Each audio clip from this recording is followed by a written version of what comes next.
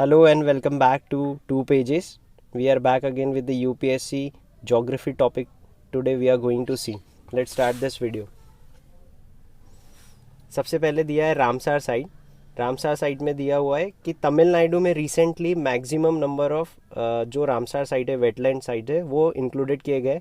तो Tamil Nadu first position पर आ गया है बाय ओवरकमिंग उत्तर प्रदेश. तो अभी टोटल रामसार साइट जो है वो 14 हो चुके हैं ऑल ओवर इंडिया में, जो कि तमिलनाडु में है. और उत्तर प्रदेश जो है वो सेकेंड नंबर पर आ गया, जिसपे 10 टोटल रामसार साइट प्रेजेंट है. रिसेंटली अभी 3 तमिलनाडु के जो सेंचुरीज़ है वो ऐड किए गए हैं.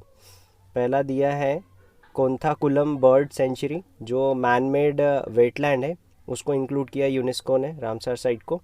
देन आगे जाते हैं तो वेम्बनारू वेटलैंड कॉम्प्लेक्स, ये सेकेंडली ऐड किया गया है, जो ये भी तमिलनाडु में है.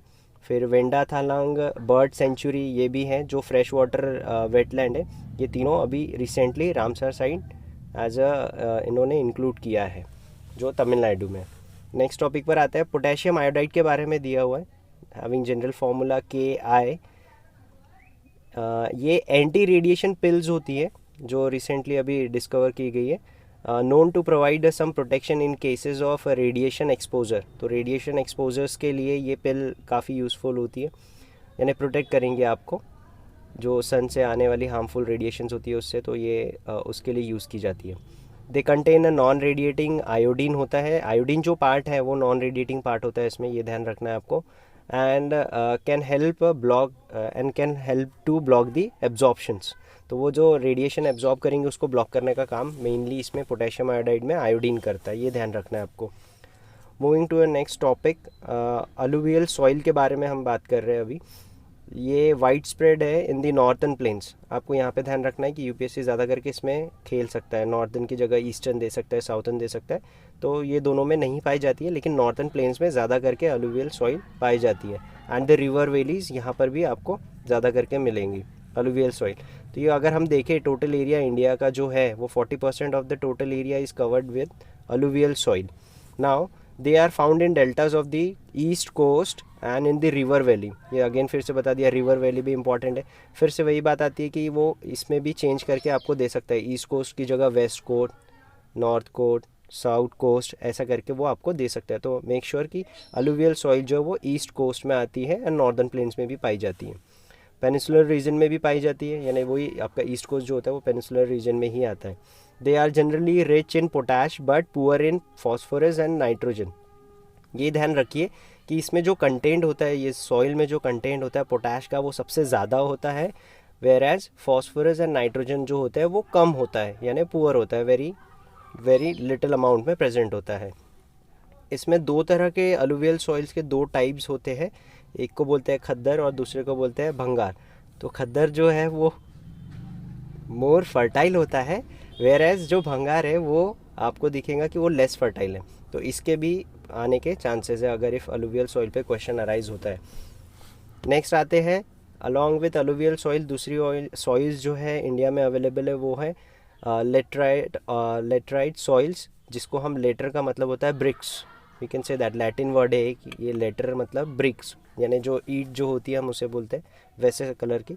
मीन्स आपको पता चल गया कि इसका कलर कैसा होगा, रेड कलर, आप ऐसे ध्यान रख सकते हो. The laterite soil develop in the areas with high temperature and rainfall, यानी ये उस रीजन में ही मिलेंगी जहाँ पे टेम्परेचर ज़्यादा होता है और रेनफॉल भी बहुत ज़्यादा होती है, उस जगह पे ये सॉइल पाई जाती है. अगेन मैंने कलर का आपको बता दिया कि ये ब्रिक्स होती है, तो ब्रिक्स ज़्यादा करके रेड कलर होता है, तो रेडिश टू येलो कलर आपको मिल जाएंगे ये. These soils are poor in organic matter. इसमें ऑर्गेनिक मैटर बहुत कम होता है, ठीक है, यानी कार्बन कंटेंट वगैरह ये सब चीज़ें कम होती है. नाइट्रोजन, फॉस्फोरस एंड कैल्शियम, ये सब चीज़ें भी बहुत कम पाई जाती है इस मिट्टी में. वाइल इसमें जो आयरन ऑक्साइड है एंड पोटैश है ये सबसे ज़्यादा अमाउंट में होता है एज़ कम्पेयर टू अगर अलुवियल ऑयल में बोले हम और लेटरेट सॉइल में बोले तो इसमें आयरन ऑक्साइड होता है, अलुवियल सॉइल में आयरन ऑक्साइड नहीं होता है. आप इस तरीके से भी याद रख सकते हो. आगे जाते हैं, mainly develop in the higher areas of Indian peninsular plateau. ये कौन कौन सी जगह पे आता है, जैसे कर्नाटक, केरल, तमिलनाडु, मध्य प्रदेश, उड़ीसा, इस रीजन में ये मिट्टी जो है, ये सॉइल जो है लेटराइट सॉइल वो ज़्यादा करके पाई जाती है. अब इसमें एक पॉइंट ये याद रखना है कि अगर सल्फ़र को हम ऐड करेंगे लेटेड सॉइल में तो ये रिड्यूस करता है अल्किनिटी ऑफ सॉइल को।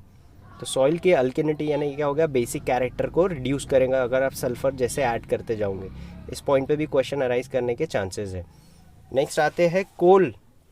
रिसेंटली कोल के ऊपर काफ़ी सारे प्रीवियस ईयर में भी क्वेश्चंस आए थे, तो इस बार भी चांसेस है कि मे बी यूपीएससी इस पर क्वेश्चन बनाए। लेट्स सी, कोल में जो है, कोल सबसे ज़्यादा प्रोड्यूसिंग अगर हम बात करें तो इंडिया में रिसेंटली छत्तीसगढ़ नंबर 1 पर है, जो 22.2% ऑफ द टोटल कंट्री कोल वहाँ पे बनता है। देन सेकेंडली फॉलो किया जाता है, उसके बाद आता है उड़ीसा विच इज़ हैविंग 19.8%। इसमें कोल को हमने 3 कैटेगराइज में डिवाइड किया है। लेगेनाइट कोल होता है, बिटुमिनस कोल होता है और एंथ्रासाइट कोल होता है। तो लेट्स सी फर्स्ट लेगेनाइट कोल यानी क्या होता है। इसका दूसरा नाम है ब्राउन कोल भी बोला जाता है इसे। नाउ ये सबसे लोवेस्ट रैंक ऑफ कोल होता है, यानी bad quality we can say that, कि उतना सबसे लीस्ट यूज़ किया जाने वाला कोल है due to the low heat of content. इसमें लो हीट कंटेंट होती है, इसीलिए ये लोवेस्ट रैंक ऑफ कोल है। कार्बन कंटेंट जो होता है ये भी 25 से 35% होता है इसमें, ये ध्यान रखना है आपको। मॉइस्चर कंटेंट जो है वो 66% है एंड ऐश कंटेंट जो होता है वो रिमेनिंग हो गया, इट मीन्स 6 to 19%। नाउ ये जो है जनरली यूज़ किया जाता है almost in exclusively as a fuel, यानी जो फ्यूल इंडस्ट्रीज़ वगैरह हो गया वहाँ पर ही ज़्यादा करके यूज़ करेंगे for steam electric power generation. As a main purpose उसका यही है, स्टीम इलेक्ट्रिक पावर जनरेशन के लिए लिग्नाइट कोल का यूज़ करते हैं। नेक्स्ट आते हैं बिटुमिनस कोल पर। बिटुमिनस कोल जो है ये ब्लैक कोल कहलाता है, जैसे हमने लिग्नाइट को ब्राउन बोला था, तो बिटुमिनस बी से भी आप ऐसे याद रख सकते हो, ब्लैक। ठीक है, आगे जाते हैं। ये टार लाइक स्ट्रक्चर सब्सटेंस होता है। टार आपको पता होगा, जैसे बहुत ज़्यादा ब्लैकिश होता है टार, तो वो ज़्यादा करके हाई कार्बन कंटेंट होता है उसमें। तो बिटुमिन का मतलब ही होता है टार, यानी नॉन कुकिंग ग्रेड बोलते हैं इसको हम। It is of higher quality than lignite. Obvious ही बात है, लिग्नाइट के बाद आ रहा है ये, तो उससे ज़्यादा आपको चीज़ें प्रोवाइड करेगा, इसीलिए इसमें हायर क्वालिटी रहती है as compare to lignite. But power quality than इसमें पुअर क्वालिटी देन एंथ्रासाइट। ये एंथ्रासाइट से कम है लेकिन लिग्नाइट से ज़्यादा है, इसलिए वो बीच में रखा है हमने उसको। अब इस तरीके से भी याद रख सकते हो। कार्बन कंटेंट की अगर बात करें तो इसमें 60 to 80% होता है, और इंडिया में 80% of the coal deposit of this type. आपको ये ध्यान रखना है कि इंडिया में सबसे ज़्यादा जो कोल पाया जाता है वो किस टाइप का होता है, बिटुमिनस टाइप का, ना कि लिग्नाइट ना ही एंथ्रासाइट। ठीक है, मूविंग ऑन एंथ्रासाइट पे देखते हैं, जो जम्मू कश्मीर में सबसे ज़्यादा पाया जाता है। आपको ये ध्यान रखना है कि इंडिया में सबसे ज़्यादा जम्मू कश्मीर में एंथ्रासाइट कोल पाया जाता है। ये हार्ड होता है, compact variety of mineral coal that has a high lustre, यानी ये लस्टर मीन्स शाइनिंग प्रॉपर्टी होती है, इसमें ज़्यादा चमकदार होता है ये कोल। इसमें कार्बन कंटेंट जो होता है सबसे ज़्यादा होता है, 92 से लेके 98% तक। वी कैन से दैट कि 90% के अबाव जितना भी आपको कार्बन कंटेंट मिलेगा वो सभी का सभी एंथ्रासाइट कहलाएगा। The highest calorific content of all the types of coal, सबसे ज़्यादा कैलोरीफिक वैल्यू भी इसकी होंगी, हीट कंटेंट भी वैल्यू इसकी सबसे ज़्यादा होंगी। देन एक पॉइंट और ध्यान रखना है आपको, only about 5% of the world total coal is anthracite, यानी पूरे वर्ल्ड में अगर हम देखें 5% ही आप अवेलेबल है हमारे पास, वो कौन सा कोल है, एंथ्रासाइट कोल है। यूएस का जो पेंसिल्वेनिया करके एक शहर है यूएस में, ये नंबर 1 पर है वर्ल्ड में जो एंथ्रासाइट कोल बनाता है। चाइना में जो है मेजॉरिटी ऑफ ग्लोबल प्रोडक्शन होता है इसका कोल का, आपको ये भी ध्यान रखना है। इस पे भी क्वेश्चन पूछ सकता है कि कहाँ पे किस कंट्री में सबसे ज़्यादा एंथ्रासाइट कोल पाया जाता है। नेक्स्ट पर टॉपिक पर आते हैं, कुछ एक्टिविटीज़ परफॉर्म की गई है वर्कर्स को लेकर। तो primary activities, secondary activities, quinary activities, ये चीज़ें हमको देखनी है अभी। प्राइमरी एक्टिविटीज़ को बोलते हैं जिसमें आउटडोर नेचर होता है। ऐसे वर्कर्स जो प्राइमरी एक्टिविटी में इन्वॉल्व होते हैं उनकी जो कॉलर का कलर बनाया गया है उसे हम रेड कॉलर वर्कर्स कहते हैं। सेकेंडरी एक्टिविटीज़ की अगर हम बात करें तो ये होते हैं ब्लू कॉलर वर्कर्स होते हैं। और देन क्यूनरी एक्टिविटीज़ की बात करें तो गोल्ड कॉलर वर्कर्स बोलते हैं, जैसे होते हैं ना कोऑपरेटिव सोसाइटीज़ वगैरह, गवर्नमेंट जो वर्कर्स रहते हैं उनके गोल्ड कॉलर बोलते हैं हम उनको। डिफेंस सेक्टर वगैरह में जो होते हैं उनको गोल्ड कॉलर बोलेंगे। आगे जाते हैं तो लिंगराज टेम्पल के बारे में रिसेंट में एक इवेंट मतलब ये न्यूज़ में रहा था, तो इस वजह से ये भी इम्पॉर्टेंट हो जाता है, वो देखते हैं। The Lingaraj temple ordinance of 2020 was introduced by Orissa government. तो आपको ये ध्यान रखना है कि लिंगराज टेम्पल फिर उड़ीसा गवर्नमेंट ने ही इसके बारे में निकाला, तो ये उड़ीसा में ही प्रेजेंट है। It is dedicated to lord Shiva के बारे में बताया गया है, लॉर्ड शिव जी के बारे में बताया है इसमें। कंस्ट्रक्टेड बाय किंग, किसने कंस्ट्रक्ट किया था आपको ये ध्यान रखना है, जिसका नाम है जजाति खेसारी। इन 10th सेंचुरी में इन्होंने कंस्ट्रक्ट किया था। एंड कंप्लीट किसने किया, कंप्लीट करने वाले किंग अलग है और कंस्ट्रक्ट करने वाले किंग अलग है। तो कंप्लीट किया था किंग लाला तेंदु केसरी ने, ये ध्यान रखना है, इन 11th सेंचुरी। नाउ ये जो है लिंगराज टेम्पल, ये रेड स्टोन से बना हुआ है and is the best example of Kalinga style of architecture. ये भी ध्यान रखना है कि कौन से स्टाइल का आर्किटेक्चर इसमें किया गया है। तो इसमें आपको कलिंग स्टाइल आपको इम्पॉर्टेंट वर्ड हो जाता है, key word. Now moving to a next topic, वो दिया है demographic transition theory. Demographic transition theory के बारे में देखते हैं। Uses of use to describe and predict future population of any area. किसी भी एरिया की future population means male female कितने होते हैं, वहाँ नए बच्चे जो मतलब जन्म ले रहे हैं उनकी कितने डेली के बेसिस पे कितने बच्चे जन्म ले रहे हैं, वो सब चीज़ें कैलकुलेट करना इनका मेन पर्पस होता है।